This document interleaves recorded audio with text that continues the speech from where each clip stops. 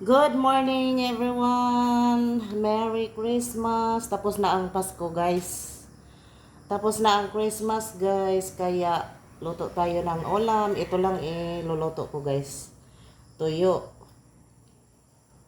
Para hindi maano sa karne guys. Tuyo na lang ang ulam guys.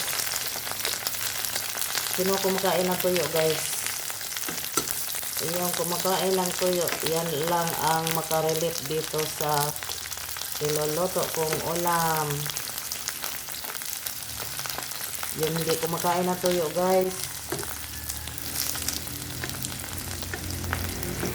ano yan? Hindi yan sanay kumakain ng tuyo.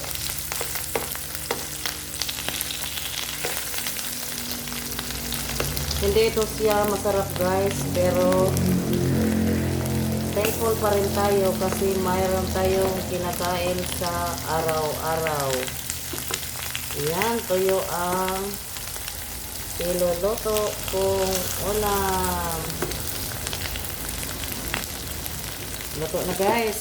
Itabi ko muna tong niluluto kong tuyo.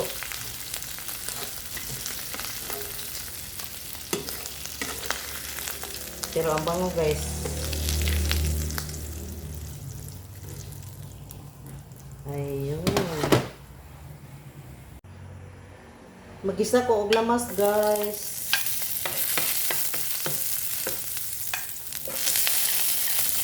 Ayan.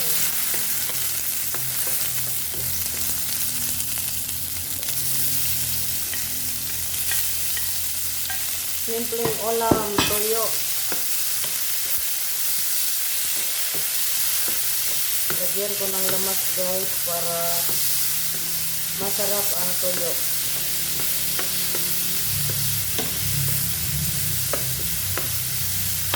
Ayun. Takpan muna. Saan na kayong sakit?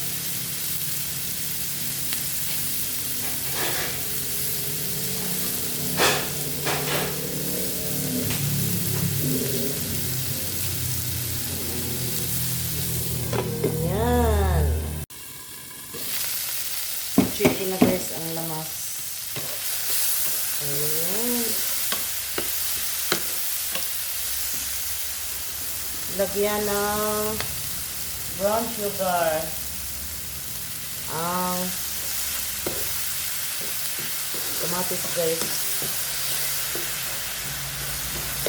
Tapos lagyan ng konting tubig.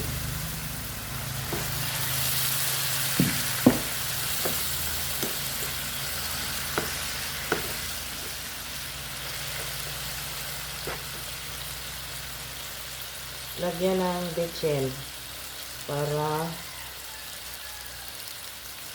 masarap.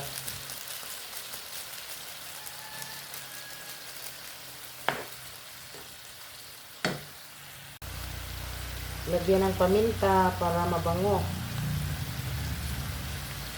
Ayun.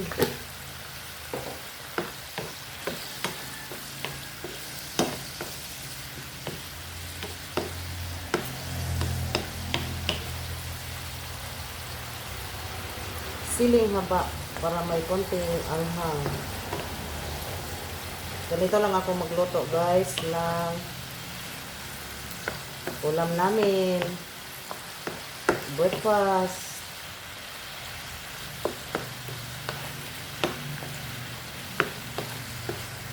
Yung mga niluluto ko guys, yun lang ang mga ulam namin.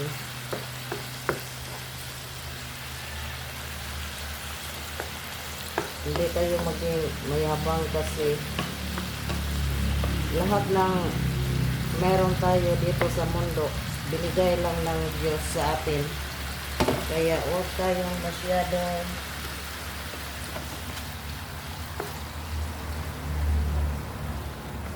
maging proud sa buhay.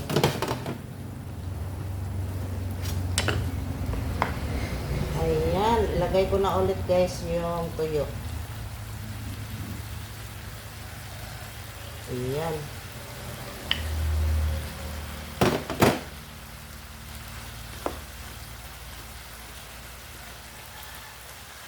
O, diba?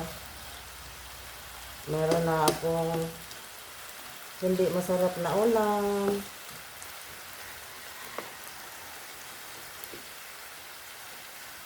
Kasi may nagsabi guys, hindi daw masarap yung mga niluluto ko. Pero thankful pa rin ako kasi meron akong kinakain sa araw-araw. Hindi naman siya masarap pero at least pasalamat tayo may kinakain tayo. Tapos meron akong egg. Lagay ko din yung egg. Jake. Hakbong guys. Ayan. At saka spring onion.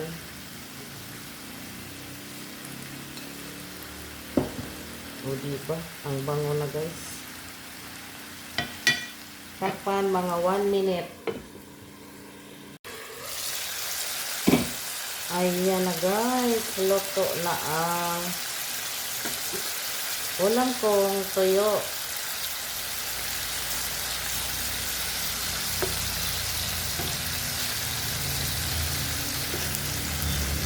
Yung makarelate dito guys, yung kumakain lang ng tuyo.